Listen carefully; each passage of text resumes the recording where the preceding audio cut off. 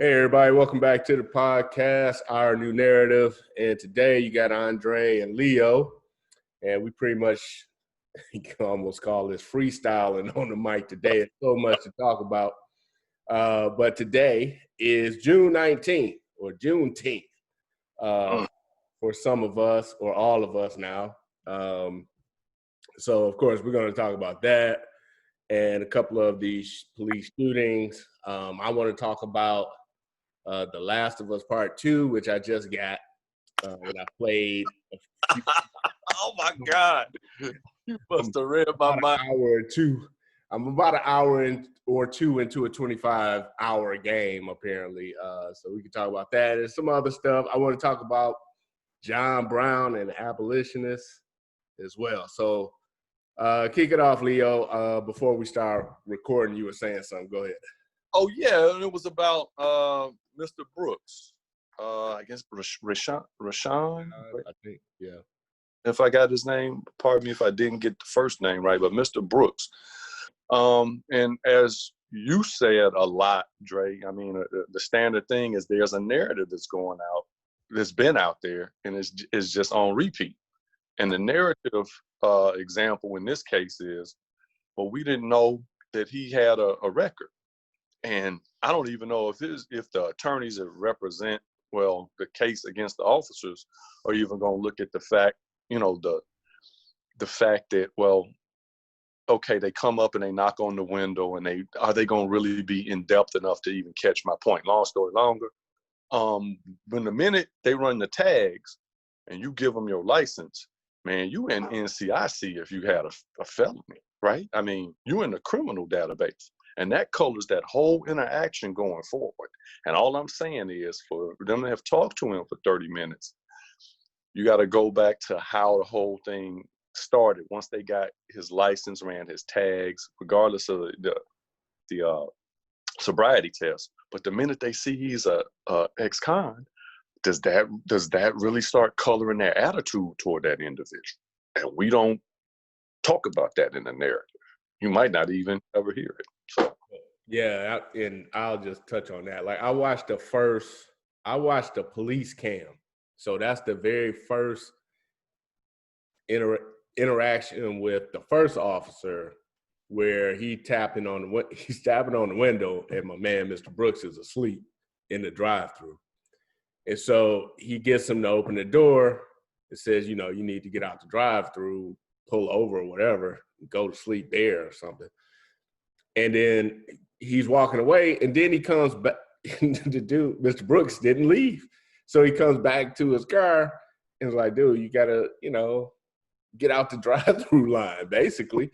And this whole time, the interaction is cordial. Nothing's really, the cop ain't acting like, what the hell you doing? Just really trying to say, pull over. And then when he pulls over, when Mr. Brooks pulls over, apparently you can see in the video, he kind of rolls over that stop. You know how in a parking space, they had those like little cement blocks. Right. So he pulls over into a parking space and like bloop, bloop, and kind of drives over. And so the cop still being, and I'm not trying to apologize for the cop, or I'm just saying what I saw, right? But the cop's not all amped up like it's a... Yeah, he was still like, hey, man, what's going on with you? Blah, blah, blah. And he calls another cop in because he can smell alcohol on him. He is either drunk or high. If you watch this video, he's either drunk or high, one of the two. And he shouldn't be driving a car in that state. Right. Now, anybody who watched that video knows he shouldn't be driving a car in that state. And before all the lefties start screaming, he didn't deserve to die because he was in the drive-thru, that ain't the point. The point is the officer was doing his job. He called in another officer to do the sobriety check. And then even the other officer comes in, his attitude toward the guy is like cordial. The guy is clearly toe up. He shouldn't be driving. Like whatever, for whatever reason, he shouldn't be driving. Drunk, high, whatever. He couldn't get his story right. He didn't know exactly where it was. apparently either he didn't know where he was. I'm covering all bases. Either he didn't know where he was or the cops didn't know where they were. But, you know, my man said, oh, I'm here. And they were like, no, you're not. Well, I'm right here and that's over there. They were like, no, you're not. So he just wasn't in a condition to drive. And everything was okay. He did the sobriety test. And then he did the blow, I forgot what this, where you blow into the tube to see your alcohol level. Blood out. Yeah, forgot what it's called. But anyway, he blew that, and you see the officer writing down some numbers on his hand, and then, you know, as anybody watching this knows, he's about to get arrested. Like you shouldn't be driving. I think the officer is just covering all his bases, right? You know, I gave him a sobriety test. He didn't do great. It wasn't like he was stumbling all over the place. And then he gave him the blow test, whatever. And apparently he failed. And so the officer was like, okay, you shouldn't be driving. I'm gonna put you under arrest. And then he grabbed his arm to handcuff him. And then that's when the scuffle goes. And just they end up on the ground, and you hear the officer. The initial officer, the camera who you're seeing, his camera, the first officer, you're watching this through his camera. When they start scuffling, his camera falls on the ground, and you just see sky. Oh. But you hear the officer saying, "Get your hand off my taser! Get your hand off my taser!" Right? Then. That's all I saw. The rest of this is word of mouth because I didn't see the other video from the bystander. So you guys watching, if you want to see that, you can go see it. But I want to stop the conversation there because this part, what I'm about to say, and like I said in another video I did, this part of the interaction is just brushed over. And this is the part right here. Comply. If you comply, the chances of you being killed are very low. Now, I'm not the last person to say I've been pulled over enough times to tell you that, yeah, you got some cops out there that shouldn't be cops. They got some cops out there that'll see me, a younger version of me anyway, and just assume I'm a criminal. You got some cops that have bad days or whatever, but I'm here today to talk to you because I learned the art of compliance, I guess. The art. It's gotta be an art, man, because these people just like, I'm running, or I'm fighting back. And then why?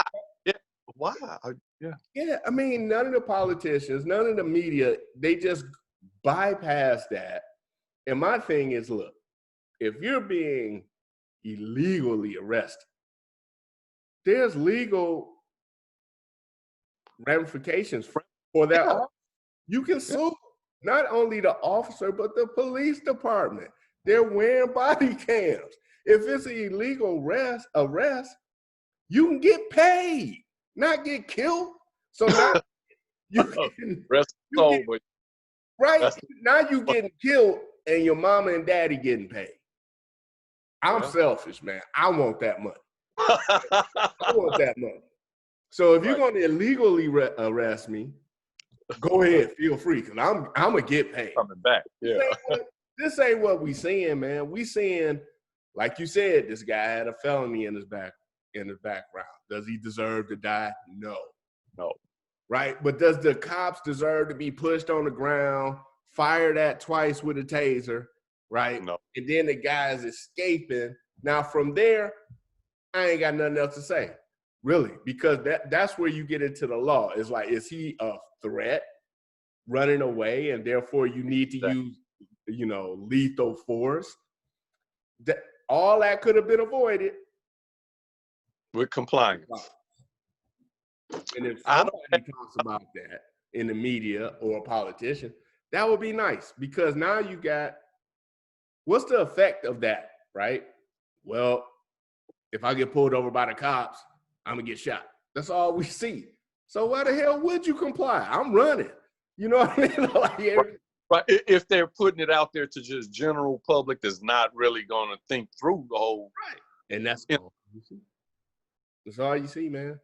That's all you see. You don't see where now there is a case where my man was in the car with his girlfriend who had the 2 college students. no, this was about 2 or 3 years ago. Sorry, folks, I'm just horrible with these names. But he got shot. He had a concealed weapons permit. And he let the officer know he had a concealed weapons permit. And he was sitting in the car. Huh? Is that Philando Castillo? Who? It was a guy grabbing for his permit to show him, and it was Minneapolis. That was Minneapolis, right? He lit him up. Now, he was doing what, as far as I know, that dude was doing what he was supposed to do. Now, with that said, and this is before me and you started doing these videos and I started really critiquing these things, I would like to know what that officer's excuse was. Like, if he told him, look, I don't care about your concealed weapons, don't move, right? I'll get the gun, don't move. Now, if he said something like that and the guy went and grabbed the gun, you know. Goofy style, yeah, and that's like almost a slam dunk shut case right there if he was reaching and the cop told him not to. Yeah, but who knows now, man, because we don't get the whole story from the mass media. You just don't. Like, and if you're under the delusion that you do, you need to wake up. Because right now, if it don't fit that narrative, which is why I started this, our news narrative, if it don't fit that Black victimization narrative, you ain't gonna hear nothing about it. That's why white cops killing white folks never make the news. It won't make the news. Black cop killing the black guy, yeah, it ain't gonna make the you ain't gonna get no protests out of it. Right. And you ain't gonna get no, high flying attorney like Crump knocking on your door talking about we can sue the city and all that stuff. It ain't gonna happen. So yeah, Black Lives Matter to politicians and attorneys who can get paid. Other than that, they don't matter. Which is that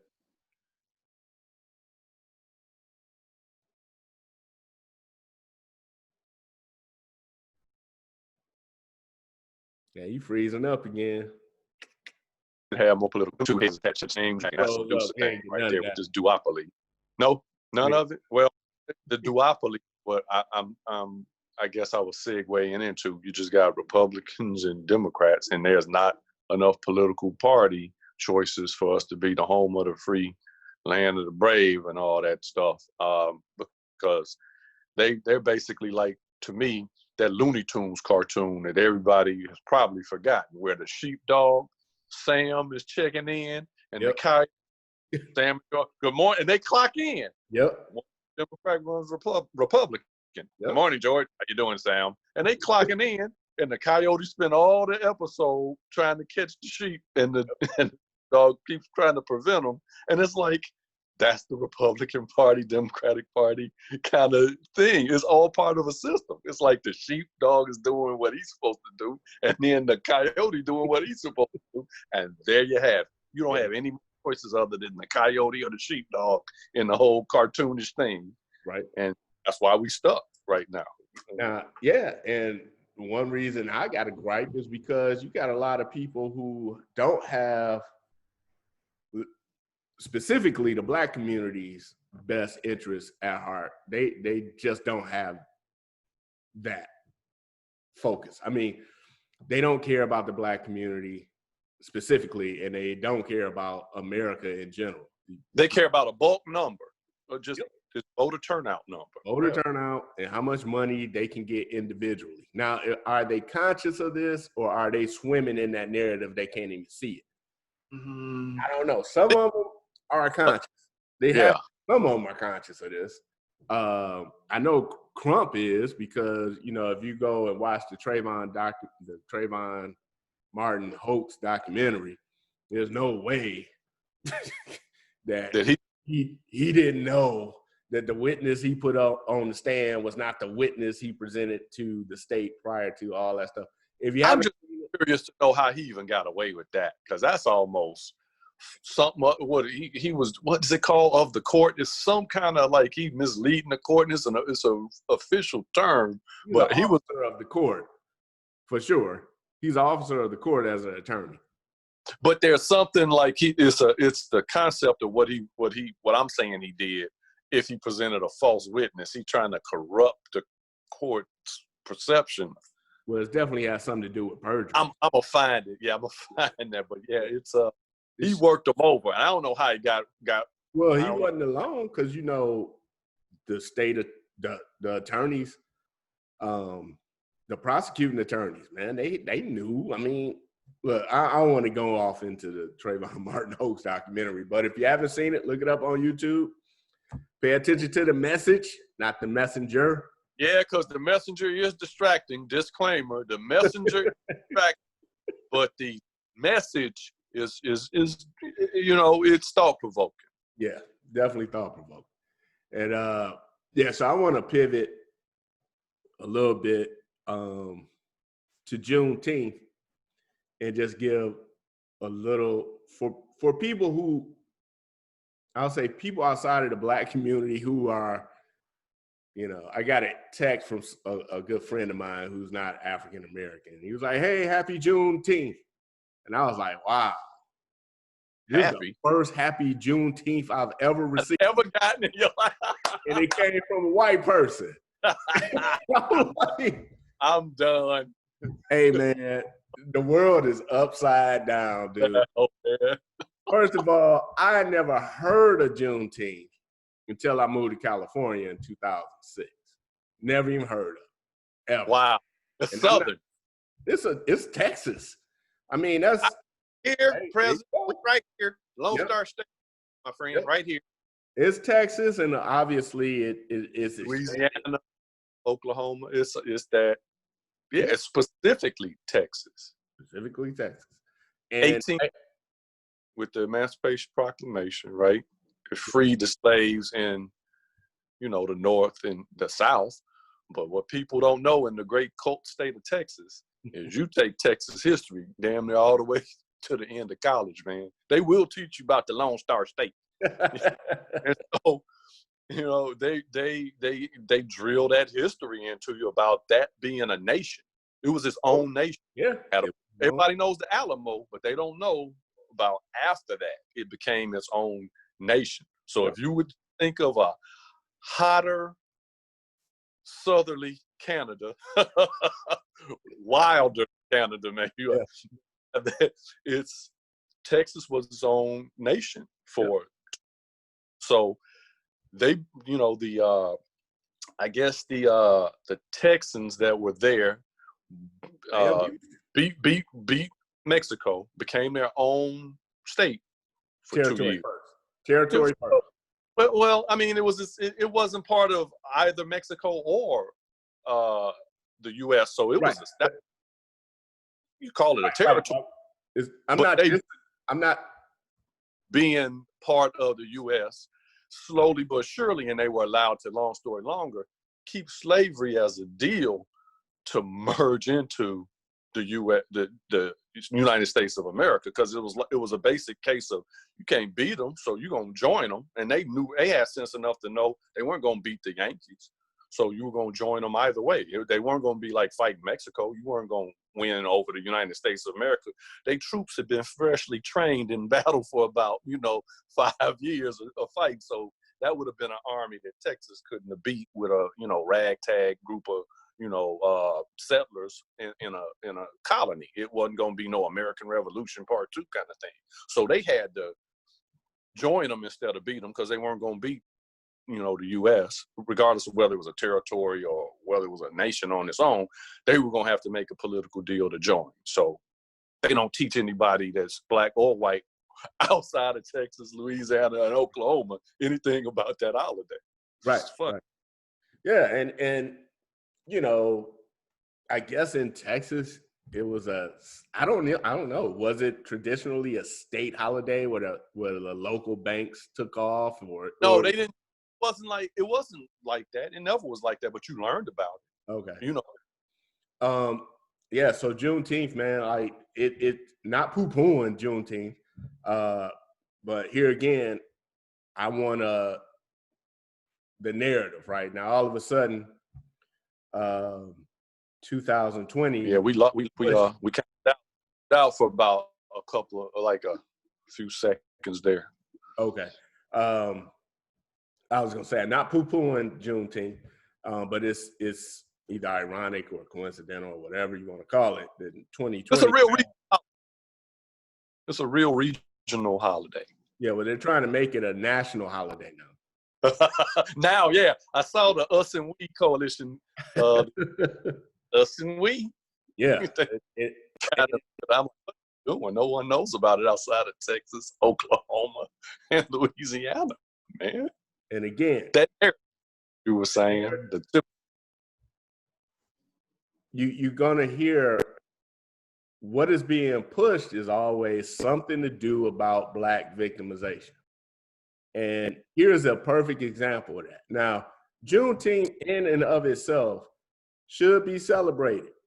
You know, if you're a lover of liberty, you should celebrate anybody being liberated, right? But here's this is why it kind of frustrates me, because look, they take this spin, they put this spin on it, right? So Emancipation Proclamation was given during a Civil War. Guess who ignored that? The Confederates. Okay. The Confederates like, we don't give a damn what you saying, Lincoln. We ain't part of your team. We fighting, boy. We fight. So yeah, 2 years later, after the Civil War was over, then all the slaves in the South were officially liberated, because that government, the Confederate government no longer existed to keep them in chains, right? So, but here's the thing. This is why my eyebrow go up a little bit on Juneteenth. 2 weeks after the Civil War is when Juneteenth happened. So the Civil War was over in April, and then they got word 2 months later that the Civil War was over, and slavery, no matter where you at in the United States, is over. Period. Done deal. 1863, right? Five. Yeah. Well, he made the Emancipation Proclamation 63. And they still kept fighting the Civil War in the. You know, they was like, "Hey, all you slaves are free." The Confederates weren't like, "Oh, we give up." Give up. Yeah. Right. That didn't happen. That didn't happen. So not only were the people in Texas still enslaved from 63, 64 until the end of the Civil War, so were people in Georgia, South Carolina, Louisiana, right? And then the war's over. 2 weeks, it took 2 weeks to get that message out to Texas, right? And today we want to act like not we, but some people, mainly politicians, want to act like 1865 and 2020 is the same period. Well, I sent out a tweet. How come you don't know slavery's over? I sent you an email. You get all the Orange Avengers tweets. Why didn't you get mine? Man, come on. Did they have the telegraph system back there? I believe they probably did. But yeah, man, the Pony Express. Shoot. On, man, they act like people were free from slavery. You know, the Civil War ended at 12 o'clock. Why are they still slaves at 1 p.m.? It was a big state. So the disingenuousness of it is really, it irks me, man. And I'm gonna throw this in on when it comes to that narrative. So you got Juneteenth, we celebrating that I'm all about liberty, man. So anybody being liberated, I'm celebrating. So yes, I'll celebrate Juneteenth for the right reason. Where's the abolitionist holiday at? Where's the recognition? Never hear about it. What's up with John Brown Day? Everybody knows the song, but don't know who the song's about. They know the tune, right? They don't know it's talking about him. Wow. And there's a part of his story. I'm gonna share my screen with you, Leo, in a minute. Okay. Blow your afro out. Boom. So You know, I'm reading that book, History of Slavery. I finished it. Finally finished. Which covers international. Yeah, I mean, right? you going back 900. You going back to Rome with slavery. Wow. Okay. Rome coming up to Greece. Europe, how many? slavery. Is that like a big read? Is that, what'd you say, 900 pages? Like 900 pages, 6 font in like 1850 English. Like, man. This and thus and thou and therefore. It's not that bad. It's not that bad. It's not that bad. It's not that bad. But a lot of the stuff when it pertains to American slavery comes from Congress, comes right out of the congressional record. So this, testimony in Congress, you got congressmen talking back and forth. And which we never hear about, right? I mean, part of the narrative, we never hear about their debates, really. No, because it'll blow the narratives out the water. It just blow it out the water. And this is why I'm bringing up John Brown.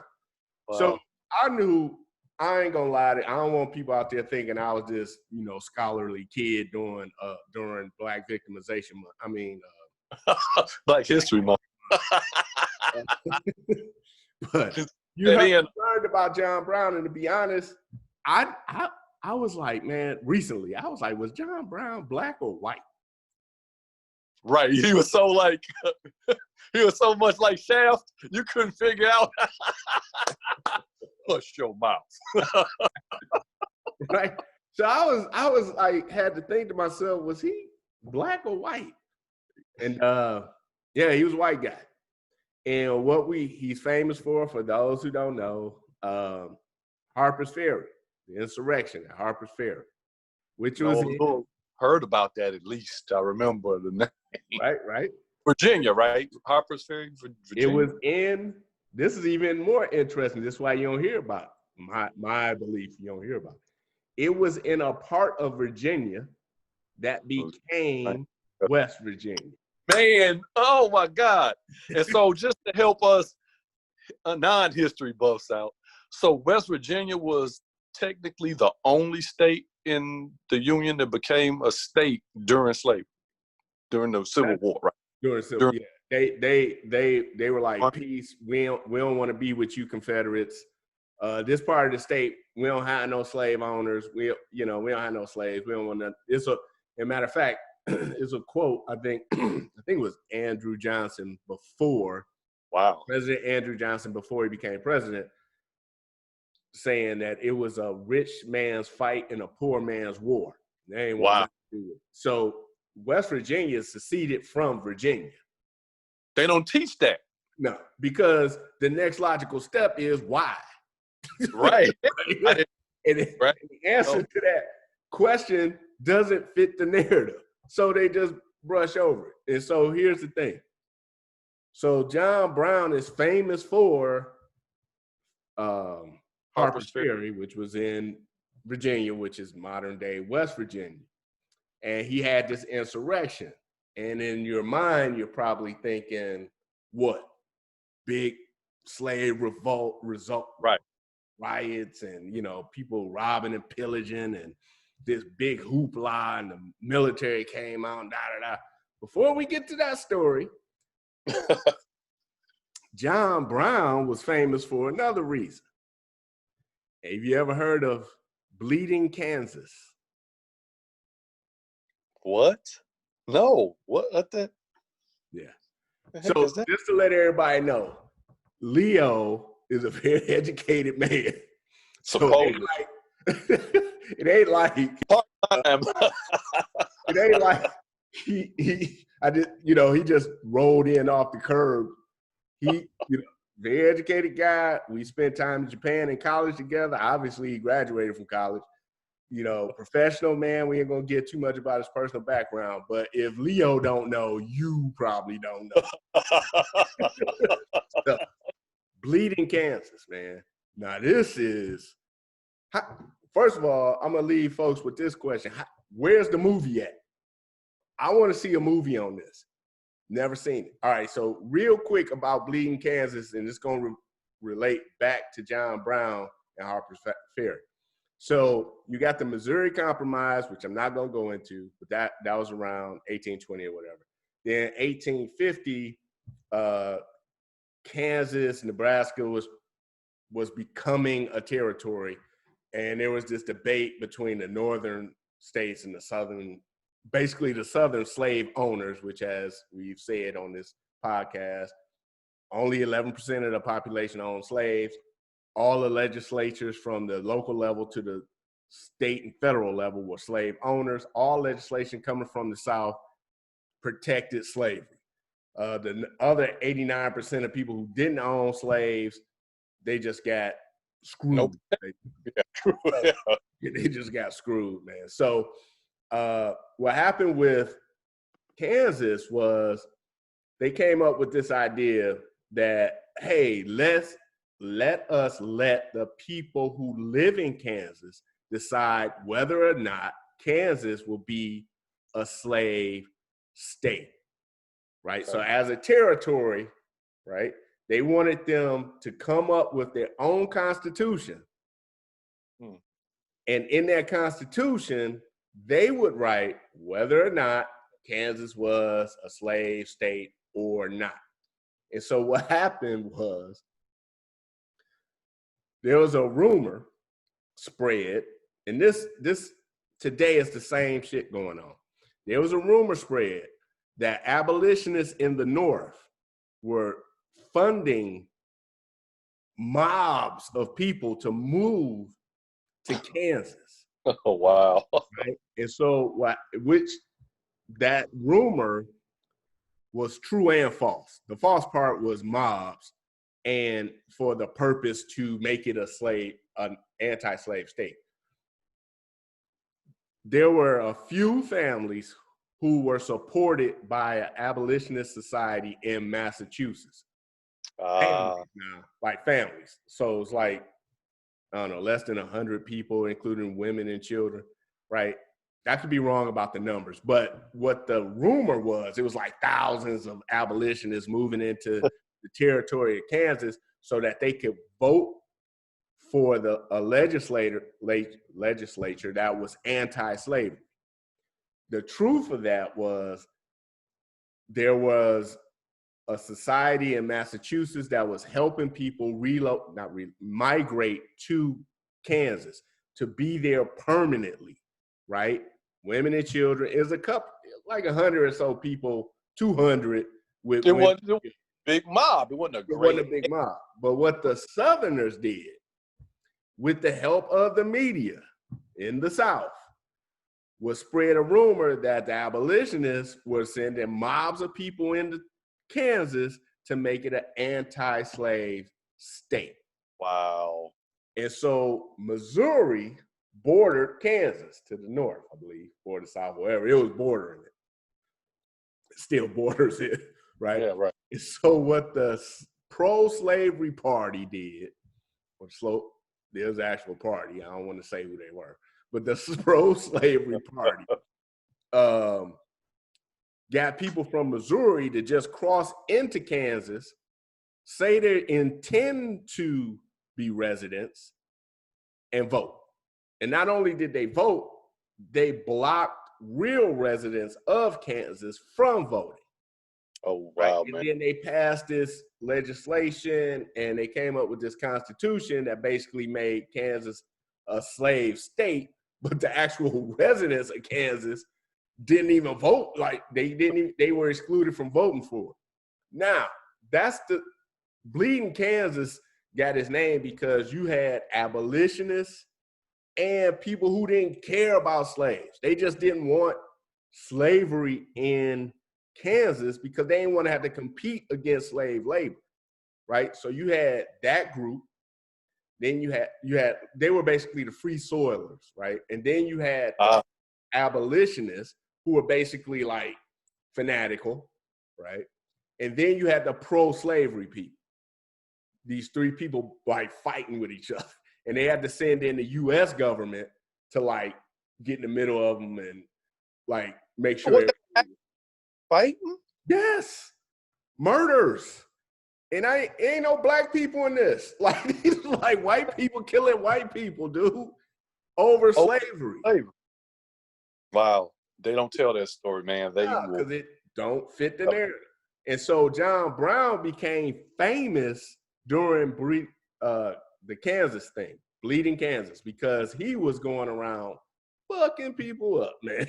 Him and his crew, he had some sons, and they were like just chopping heads, man. They were sniping. Yeah, the sniper crew going. I don't want to paint the image like it was like 10,000 people died. No, but it was enough. He caused enough commotion in Kansas that they're reading his name in Congress. That's a pretty big problematic individual if right. you get your and right. And he was John Brown and his family, sons were abolitionists. They wanted equal everything for the slaves. You know, he was real cool with Frederick Douglass, and what was his religion? Do you that religious faith? That would be definitely religious man. I don't know if he was a Baptist or. That's interesting because that ties into this whole tapestry of colonial American slavery. That is in there because you just got these different groups that either, you know, for religious purpose justified it in the South or didn't justify it, mainly in the North, and then the upper, Midwest territories, like going from Ohio, you know, Pennsylvania, Ohio, and the expansion that happened there, where they were not slave states. And I think that the religion ties into that. Well, it does. They use religion both ways. You know. Well, yeah, I guess that's what I was saying. Long story longer, you know. Yeah. John Brown and people like him use religion or Christianity to say, you know, treat people like they want to be treated, basically. Yeah. And then the pro-slavery party, basically said that, hey, slavery's been around forever, which they're both right. They were right, yeah. I mean, slavery's in the Bible. You know, you could say they both were right, but and that's one of the reasons why the slavery thing was so complicated. But anyway, so John Brown was causing havoc in Kansas, and eventually Kansas, the federal government got the situation together where the actual residents of Kansas could vote. And actual residents of Kansas voted to make Kansas a free state, right? Wow. Now look at the consequences here. If Kansas became a state, a pro-slavery state, they get 2 senators in the federal government, and they get some representatives. So there's context to all this stuff. It ain't just white people hated black people. It was politics. Politics is always in this. And what we're taught is as simple as white folks were racist and black folks were victims. It's far more nuanced than that. And it's not like it's it's not like it's quantum physics, man. All you gotta do is read the books. Like right. It ain't hard. I mean, it's right there. I mean, it's right there. There's just a lot of pieces to the puzzle. Not that many. But I mean, there are pieces to it. Pieces to it, but the way, I mean, what we're taught and what we see in the media, that narrative is simple. Black victims, white victimizers. Pretty much. Systematic, forever, nothing you could do about it. All blacks were victims, all whites were victimizers. And it's just disingenuous at the minimum, it's disingenuous. And basically, it's false. If you read history that was written during the time the events took place, you will find a totally different narrative in a lot of cases. So moving back to Harper's Ferry. So John Brown has been on this mission to free the slaves. And he came up with this idea that he's going to, take over an armory at Harper's Ferry, arm the local slaves, and get down to business liberating. And so here, I'll just share the screen. And you can see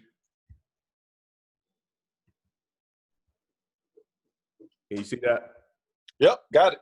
All right. So I ain't gonna read the whole book, obviously, but this will tell you, this will at least give you a like, what's up with that? So the purpose seemed to be to take such steps as the case required to liberate the slaves. Talking about John Brown's plan.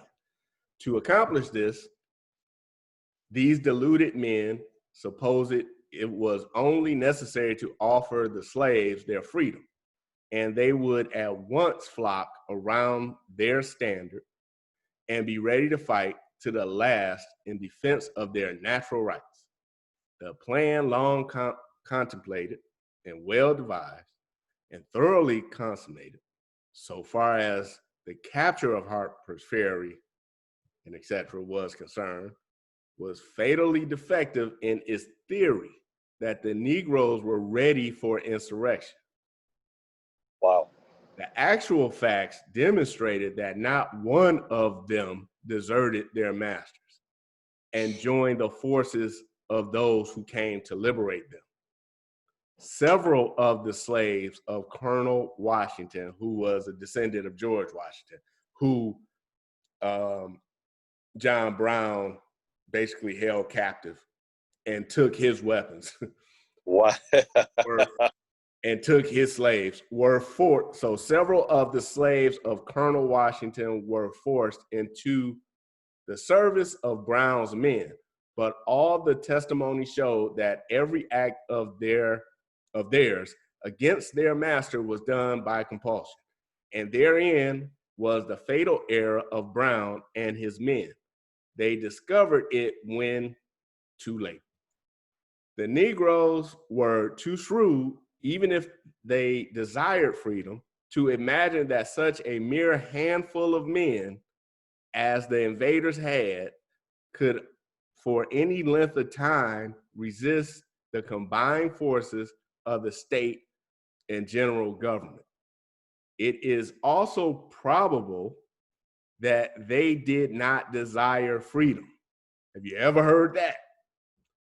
Man. Situated near the borders of Pennsylvania, all of their numbers were actually longed to, all who actually longed to escape had accomplished their desire, leaving only the willing to serve their masters. And this is coming from a book that is politically neutral as it can be, written in 1857, but the author definitely has an anti-slavery slant.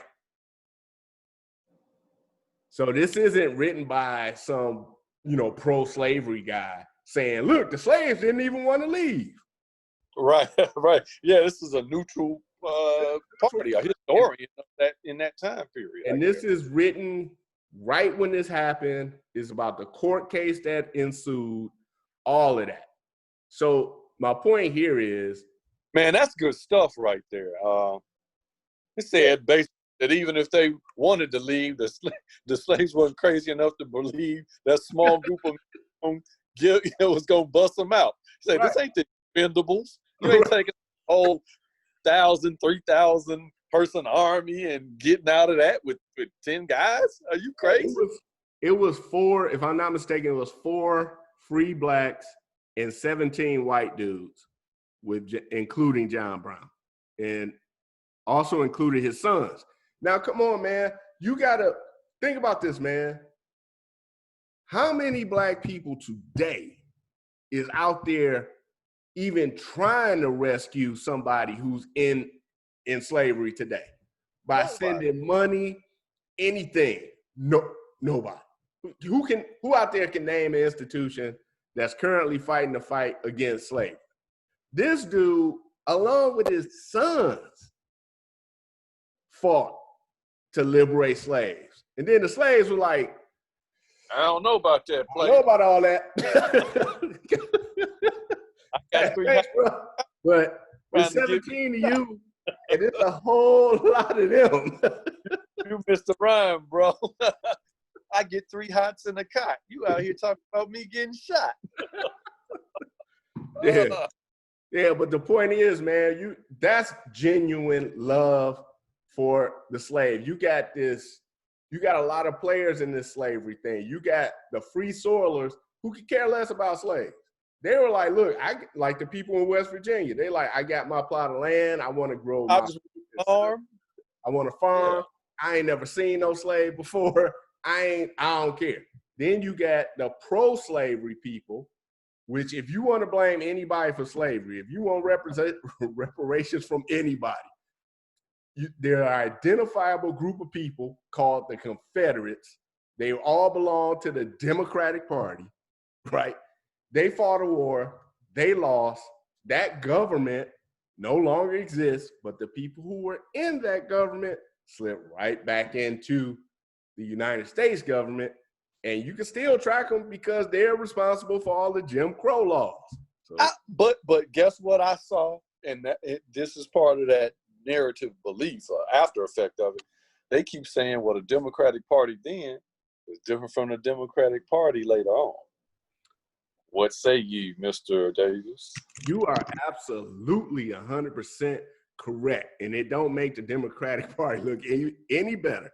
Because the head of the Democratic Party, and I'm going to say this until somebody catch on, Andrew Johnson, after Lincoln was assassinated, who was a free soiler, by the way, Democrat.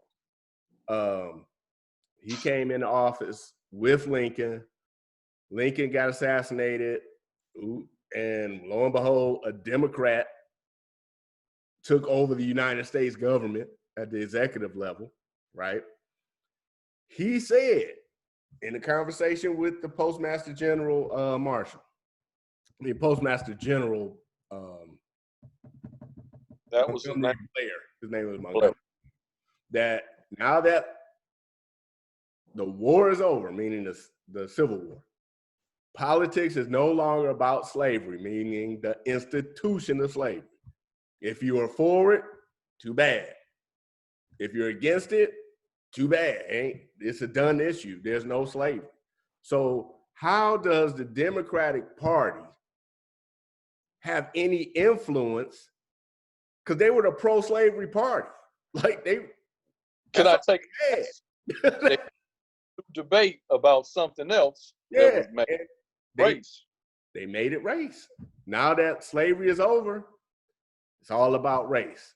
And so that's what happened. You went from a pro-slavery party to a racist party, which is where you get the Jim Crow laws, where you get stuff like the federal Minimum Wage Act, the Davis-Bacon Act, which was basically an act. It's so funny to hear you say stuff that's still related to like what I do, like in right. You can't have a labor contract without that.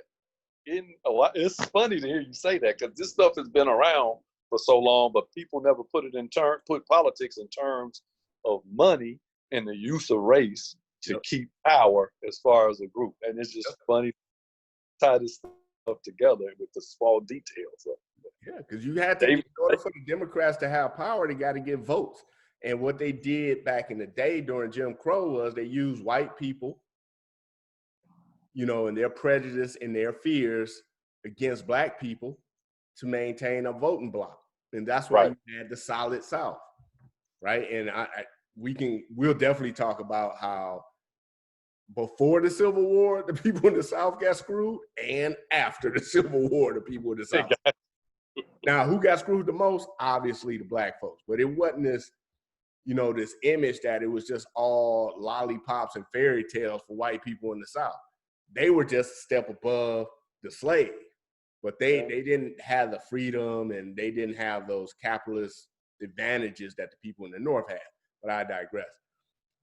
So you were saying that the Democratic Party is different now than it was then. So you went from a pro-slavery party to a racist party, and then around Woodrow Wilson, and if you haven't read that book, well, he wrote a series called The History of America. You guys can look that up. That's also free. I think it's a 5-volume series, and he completed in 1901 or something like that. So it's close to the Civil War, but it ain't 1960s where stuff just fell off the rails as far as history is concerned. Right, But right. it was around Wilson and Wilson's time when they started saying, okay, the white vote, the prejudiced white vote may not be enough.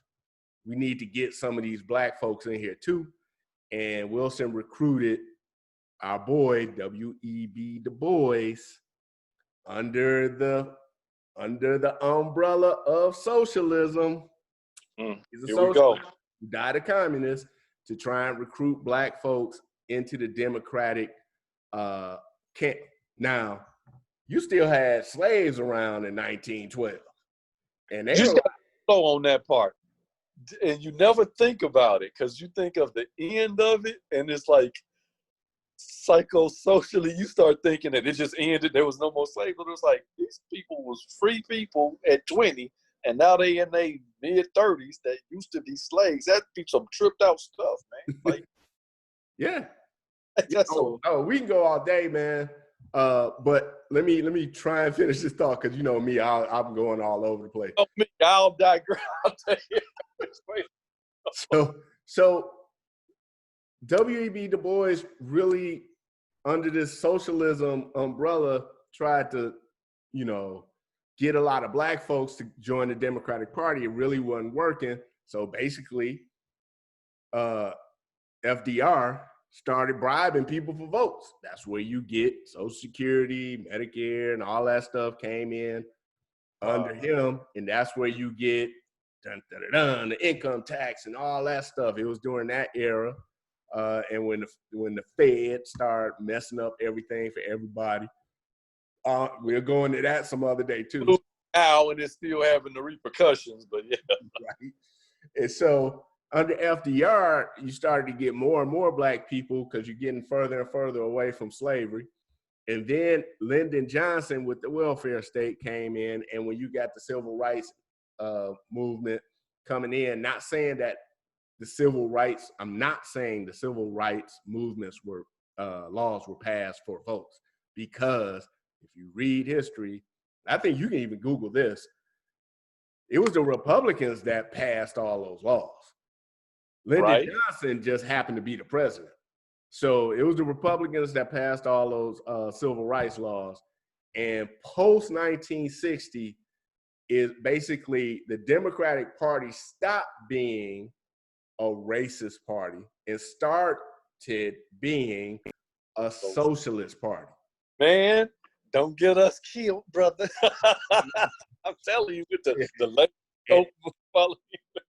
and hey, 50, 60 years later, Democrats are totally socialist.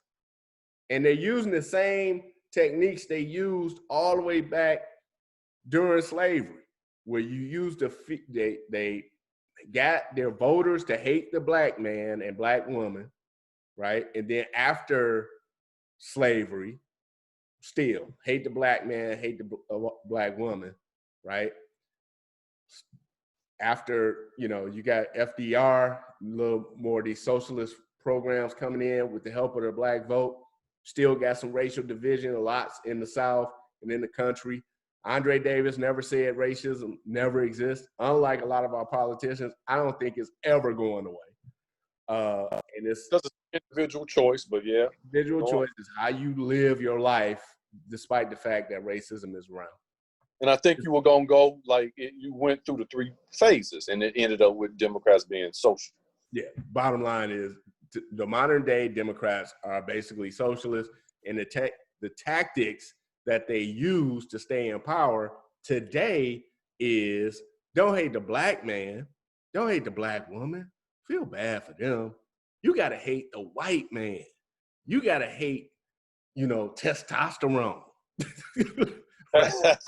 That's dangerous, man. It's extremely dangerous. And I keep saying, look, man, you get all these people out here protesting, having these the protests that lead to riots. The Juneteenth parades, right, that are all peaceful so far today, if they lead to riots, right? And then what happens when everybody get the second wave of corona? Then you're going to have everybody looking at people like me and you like, My granddaddy got corona because we were out there celebrating June 19th.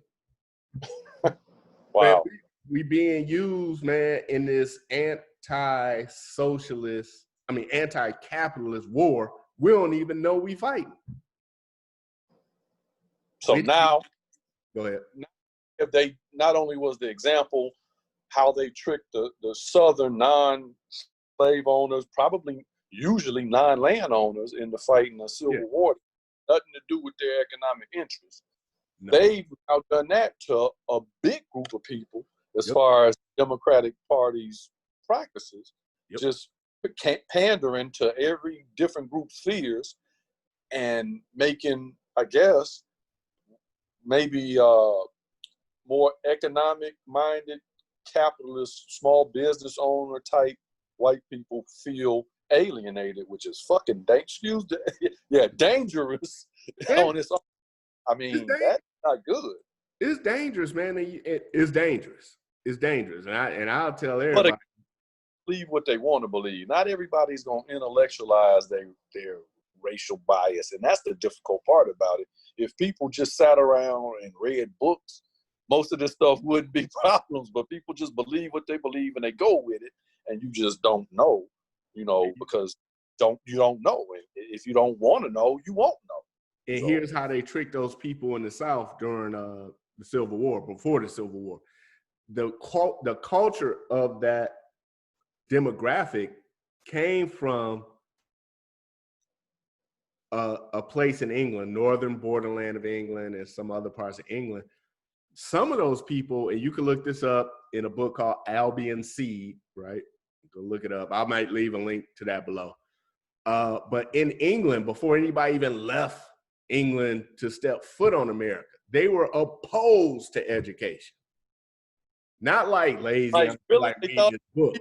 Stuff like wearing a mask. It was the equivalent of a mental mask if you knew how to read stuff. No, it's like almost like voodoo. Like they were like, no.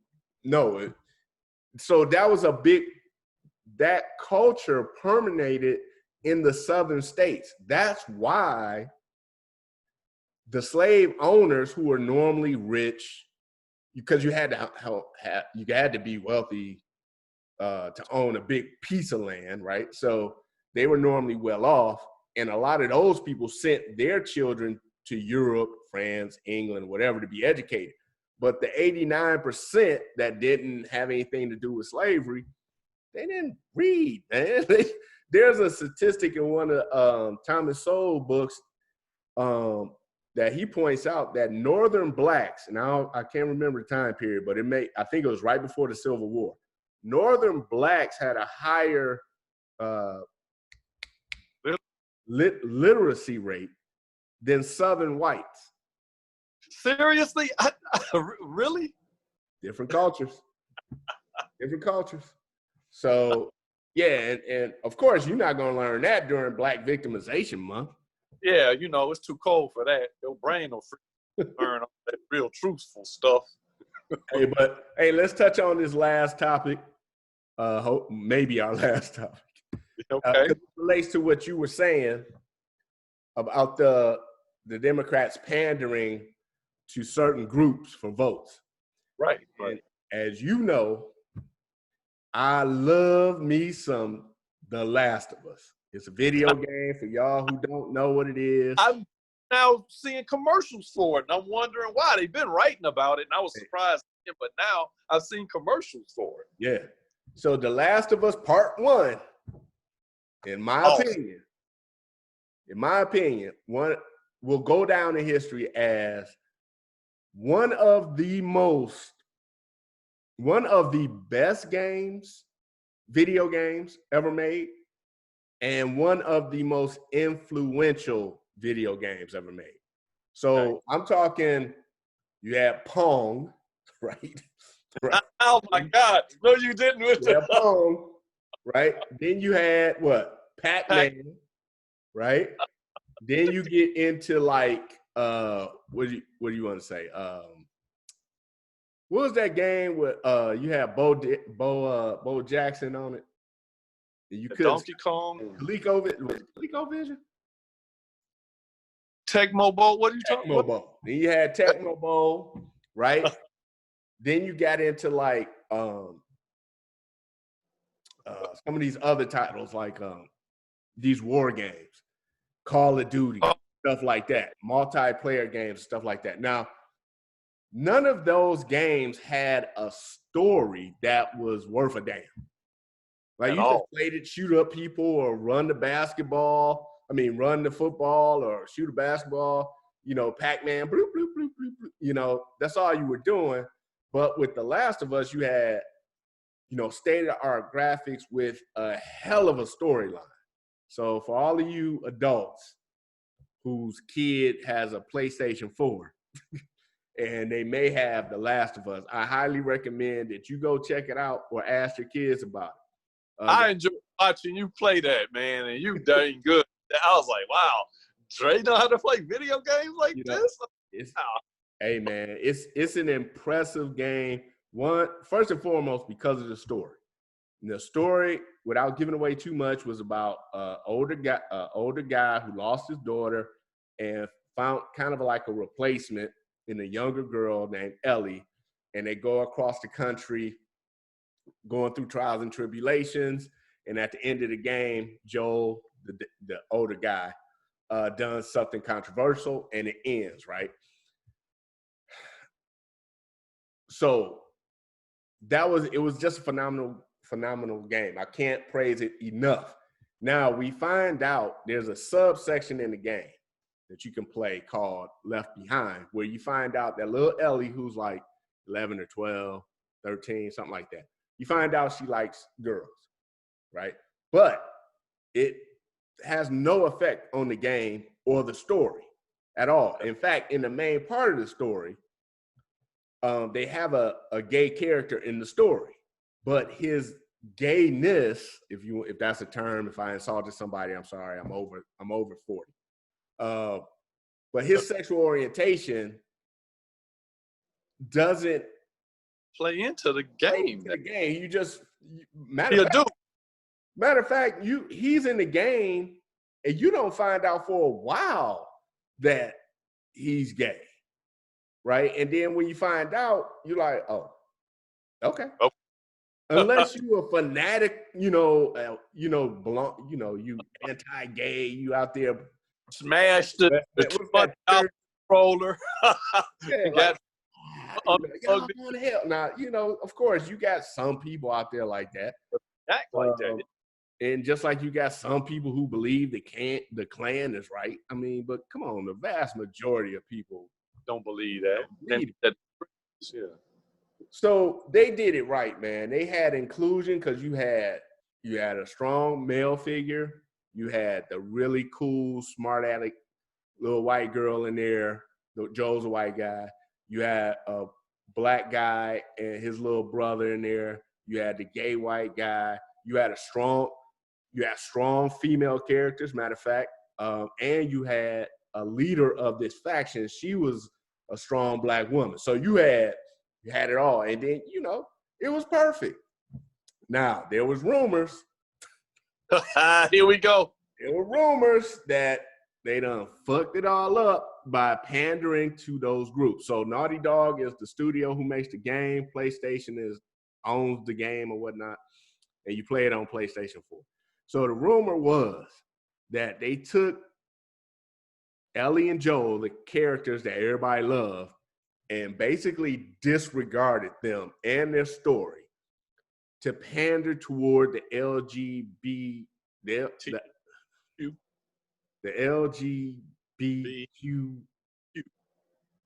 community. Right? Sorry, y'all. Which upset a lot of people, which I wish would upset a lot of people of that community, the LGBT community and the trans community, because they are, like, I believe these politicians and the media is using the black community to push this narrative for their benefit. I believe they're doing the same thing now with the LGBTQ community. I'm sorry, y'all. And the trans community, right? So they, instead of having this adventure game where you fighting zombies and you overcoming obstacles. The game's supposed to be 25 hours long. I'm like 2 hours in. Within the first like 15 minutes, somebody get called a bigot. It's like, why are you messing up a beautiful game with this slant perception of things? What is this? Yeah. What? Why? And of course, the bigot is an old white guy. Well, we know some others that ain't necessarily old white dudes. Right? So I'm like, man, come on, man. Can I just play this game, man? They gonna do this like they did. I don't know if you watched Game of Thrones, but they totally destroyed that, pandering to like feminists. We gotta have all female leaders. That picture of there was a beautiful stallion the first season, and then it's a graph. It chopped the body of a horse up, and by the time you got to the 8th season, it looked like a kindergartner drew it. It had no big figure eggs, a flared tail. It was in green and blue. Man, it's like, what are you doing? Yeah, how to mess up a story. Hey, I'm making an announcement today for the puny amount of followers that follow this channel. I'm announcing today. Hey, after the last episode of Game of Thrones, I canceled HBO, bro. Canceled it. Then they almost got me back because HBO's supposed to be doing the Last of Us show on HBO. So I was like, just when I thought I got out, they pulled me back in. I don't know. Hey, up, man. They might mess it up, Dre, depending on hey.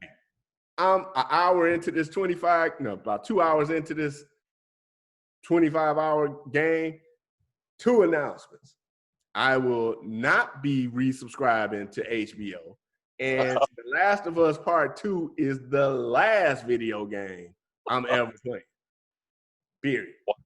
They done infiltrated like termites into all media, man.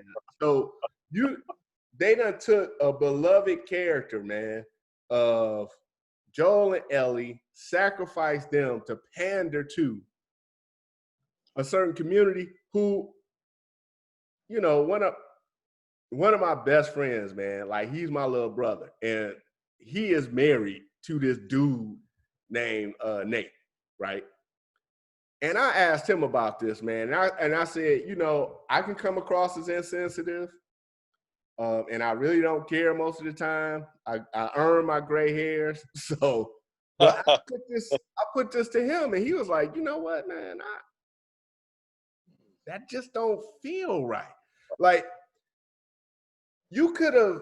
So right now into this game, man, you got it's become a lesbian story. Like, so Ellie is older; she's 19, and she's obviously in this relationship with this other chick, and they're having them, go through a little adventure together, and they, have some little sex or whatever. I guess they had sex. They cut the scene away. Then they come back, and the chick that Ellie has sex with, they're deliberately showing her with armpit hair. Instead, like, she has a T-shirt on and has armpit hair. Now, look, I don't care about your armpit hair. I wouldn't date a chick with armpit hair. But there was a deliberate choice to stick that in. Hair. And I'm like, what does this have to do with playing the game? You're trying to send a message, right? You're trying to send a message. And going further in the game, what they do, spoiler alert, they kill off Joel by the trans person, right? And later in the game, I found out, it's true, that you have to play as the trans person, right? Gas that up, man. And it's like, what are you doing? How do you get a room full of people to say, you know what? This is a great idea. Like, it ain't gonna happen, man. I mean, it's just for storytelling purposes, this makes no sense. It makes no sense. You're just trying to push this agenda. I hate to call it an agenda, man. And I really do hate to call it an agenda. But it just doesn't make any sense. For me, and I think for anybody over with a 5th grade education, if you want to introduce like inclusiveness, right? They did it the perfect way in the first game. Like if you needed to put a transgender person in your video game, do it like you did the last time. Like this transgender person could have been like a sidekick, a best friend, you and this transgender person going through it. And, you begin to love this transgender person. Nah, you hate this chick or dude right away. Like you. Wow. I mean, I can't. Storyline over subplot, and it does no good for the fact that it was such an awesome game. I'm not a gamer, and I watched you play it like it was like I was watching a TV show or something. Yeah. So it was like interesting. Now it just kind of sounds like. Man, I wouldn't recommend. I got to play it through because I'm going to talk about it on some other episodes of the podcast. But it's obvious they're pushing this in your face. And what takes it over the line, right, is this. It's the antagonism towards straight white males because you have to play as this transgender person and your enemy is a bunch of straight white religious males who belong us. The enemy is a cult group that consists of straight white religious people. That's problematic, man. You done flipped the enemy kind of thing, and they weren't really. Like, not only do you have these people disagree with your who you are as a transgender person. Like if you say my lifestyle or how I am, this is me, whatever. Not only do these people disagree with that, you as a transgender person have to kill them. Now, what type of message are you trying to send, man? That is, I am totally not down with that. That is not inclusivity. That is not diversity, the good diversity that people want to talk about. This is driving a wedge in society. And that, period. I mean, I would love for somebody to tell me how this isn't that. Yeah, especially. And before they tell you that, they all say, well, Andre, you're homophobic or you're against transgender people or, you got too many gray hairs, you're too old. No, I'm just calling it as it is, man. It was a great pastime of mine playing video games. Matter of fact, I designed Space Invaders at Michigan State University when I was in the 7th grade. I'm an OG in this. Like, going back to 84. That's right? 84, 85. Yeah, that's 80s, man. Big time. So I love video games, man. And for me to say that's the last video game, The Last of Us Part 2 is the last video game Andre Davis will ever buy. They ruined it that much. They ruined it, man. I heard they did, man, but I don't know. Wow, I was like, I didn't think it was that deep, but apparently it is. Oh, and before the release, it got all 10 out of 10 from all the reviews because the reviewers are bought by Sony and them. Yeah. Right. They buy them like the old DJs on payola, right? You don't give them the cash. You just give them a gold chain, a platinum chain. You don't give them the money. You give them the gifts. Everybody else give it to them. Yeah. Hey, man, unless you got something to say, I think we're going to wrap this up. No, man, this was a good one. Yeah, I hope some people watch it. Hey, if you still here, please like, share, and subscribe to the channel. We'll greatly appreciate it so we can start bringing more content about the narrative to you. I'll definitely leave some links to the books I mentioned in the description. I'll also leave a link to an organization, a website called End Slavery Now, which gives you a lot of information about organizations organizations today currently fighting against involuntary servitude and sex trafficking. And before I sign off, before me and Leo sign off, I'm gonna say happy Juneteenth for lovers of liberty and capitalism everywhere. And if you know somebody in the Black community, in the white community, in the LGBTQ community, the trans community, someone who's not in your community, tell them not to let these politicians and media use them for nefarious purposes. Because, you know, the individual is where it's at, man. Your choices as an individual is what matters, not what skin your color is or your sexual orientation, right? The choices you make up your life. And all right, I digress. But that's it. Unless you got something to say, Leo, I'm going to sign off. All good. All right, man. Peace. Have a good weekend. Hey, you too.